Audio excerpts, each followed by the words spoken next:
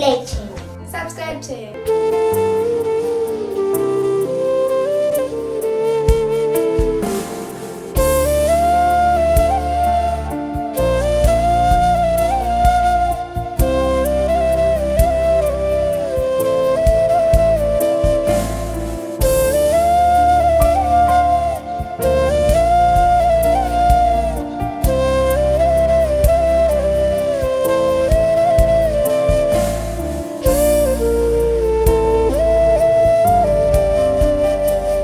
కృష్ణునందు ప్రియమైన వారలారా, మీ అందరికీ శుభోదయం.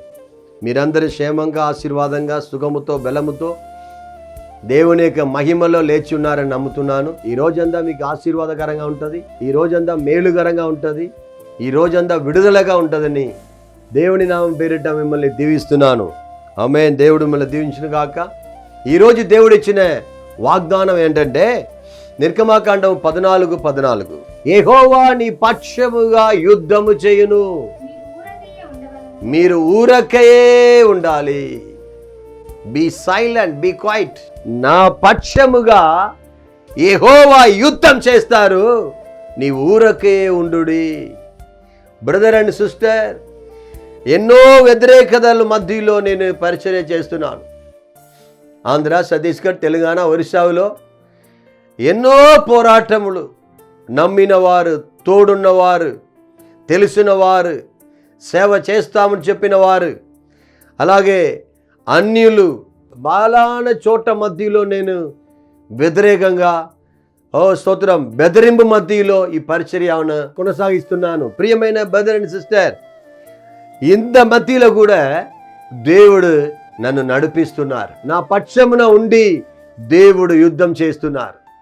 అన్ని వేళలో ఆయన నన్ను ఓదారుస్తున్నారు, ధైర్యపరుస్తున్నారు. హల్లెలూయా. నేను ఓడిపోనయ్యా, నా పైన శత్రువు గెలవకుండా, నేను ఓడిపోకుండా ఈ పరిచర్యలో ఇప్పటి వరకు దేవుడు నా పక్షమున ఉండి యుద్ధం చేస్తున్నారు. మీ పక్షంగా ఉండి కూడా దేవుడు యుద్ధం చేస్తారు. ఇరుగువారు పొరుగువారి మధ్యలో, అన్యుల మధ్యలో, బంధువుల మధ్యలో, మీరు చేస్తున్న జాబ్లో మీకు వ్యతిరేకతలు లేస్తుందా?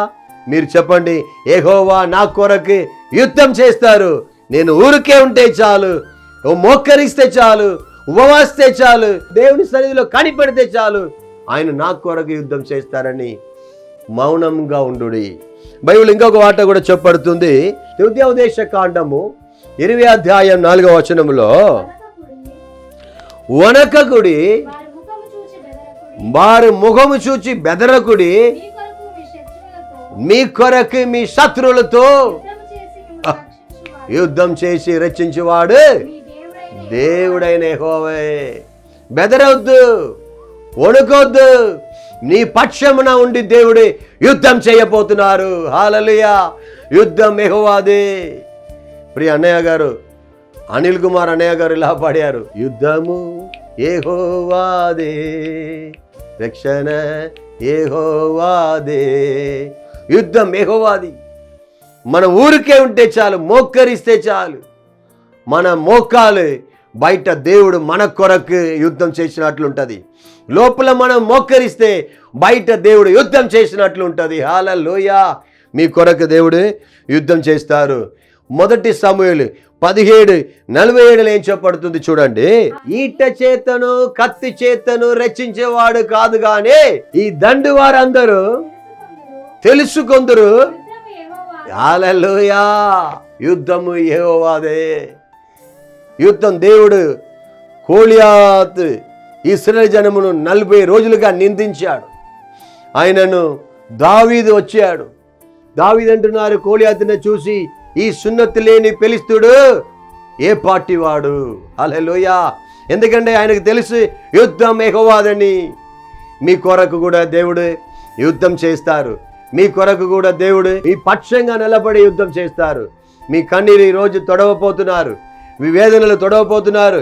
మీ ఇంటి సరిహద్దుల్లో పోరాటం ఉండొచ్చు, చుట్టూ మీ పొలాల్లో, స్థలాల్లో స్తోత్ర సరిహద్దులు పోరాటం ఉండొచ్చు.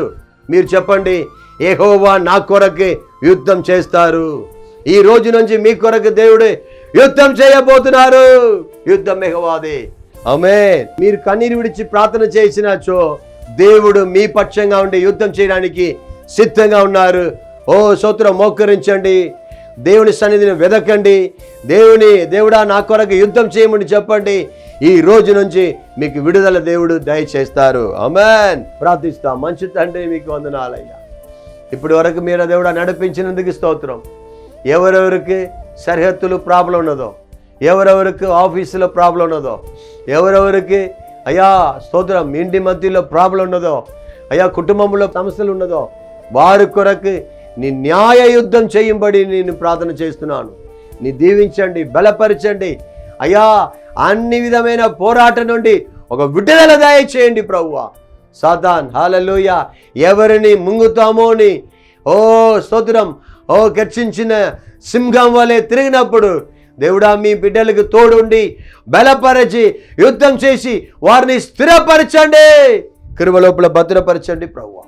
నీ గొప్ప నామం మాత్రం మహిమపడాలి. నజరేయుడైన యేసయ్య పరిశుద్ధమైన నామములు ప్రార్థించి అడిగి వేడుకొనిచున్నాము తండ్రి. ఆమేన్, ఆమేన్. దేవుడు మీ పక్షంగా ఉండి యుద్ధం చేస్తారు. మీ కొరకు దేవుడు గొప్ప కార్యం చేయబోతున్నారు. ఇప్పుడు వరకు ఉన్న అన్ని సమస్యల నుంచి ఇప్పుడే దేవుడు విడుదల చేయబోతున్నారు. మీరు నమ్మండి, విశ్వాసించండి, దేవుడి వైపే మీరు చూడండి. దేవుడు గొప్ప కార్యం చేస్తారు. ఆమేన్, ఆమేన్.